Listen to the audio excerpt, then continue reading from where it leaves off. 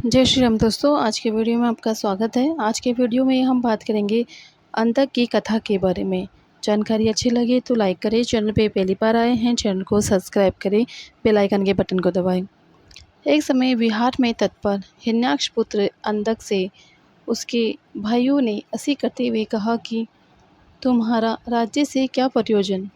तुम्हारे पिता हिरण्याक्ष तो मूर्ख था, जिसने तुम्हारे जैसे नेत्रहीन विकृत रूप वाले पुत्र को शिवजी से प्राप्त किया।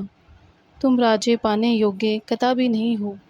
भला कहीं दूसरे से उत्पन्न हुआ पुत्र भी राज्य का भागी हो सकता है। राज्य तो हम ही करेंगे, तुम्हारा अधिकार नहीं है। इसलिए वह बहुत दुखी तथा दीन हुआ और रात्रि में उठकर घोर तप करने जंगल में चला गया। वहाँ बड़ा भारी उग्र तप किया, परंतु उसका कोई फल प्राप्त नहीं हुआ। फिर वह अपना शरीर अग्नि में जलाना चाहता था। ये देखकर देवताओं को भय तथा आश्चर्य हुआ और वे ब्रह्मा जी के पास पहुँचे। तब ब्रह्मा जी उसे वरदान देने गए। उसने अजर अमरता मांगी और कहा कि मुझे मेरा राज्य मिल जाए, प्रहलाद आदि मेरे भाई भ्राते बन जाए और मेरे नैनों में दिव्य ज्योति आ जाए।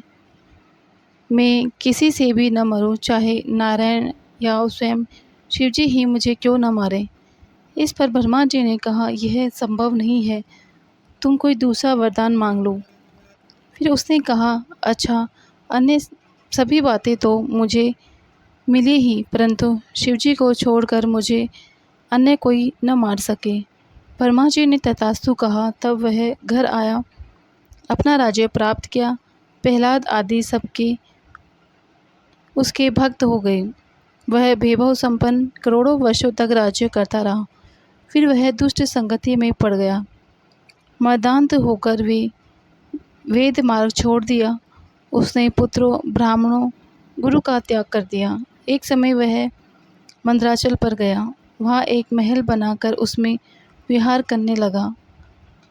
तभी उसके मंत्रियों ने बताया कि एक जटाजूटधारी पुरुष के पास सर्वांग सुंदर स्त्री है, उसे लेने तुम चलो। परंतु उसने स्वयं न जाकर मंत्रियों को भेजा।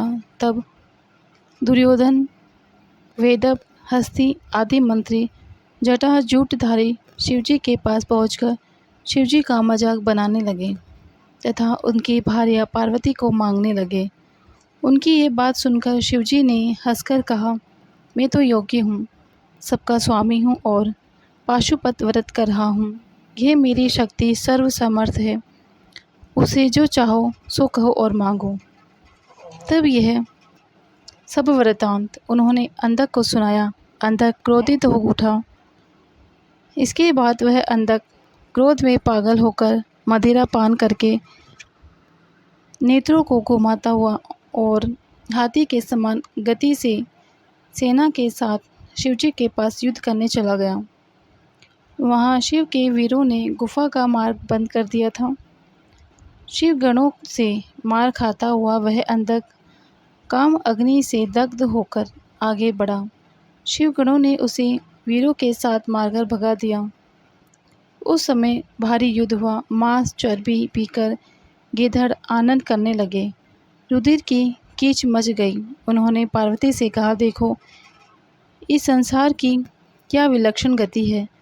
स्त्री के प्रसंग से कभी कभी अपनों से ही युद्ध करना पड़ता है।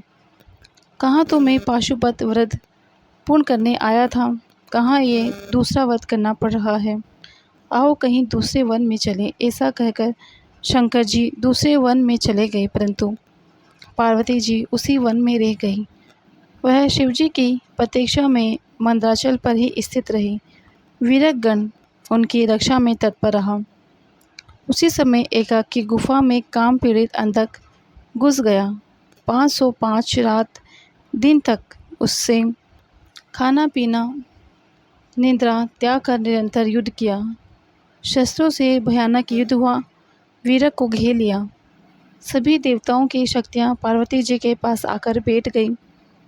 उन वीर वेशधारी देवताओं की शक्तियों के द्वारा रणभेरी बजाई गई। उस वाद्यों को सुनकर वीरक सचेत होकर युद्ध करने लगा।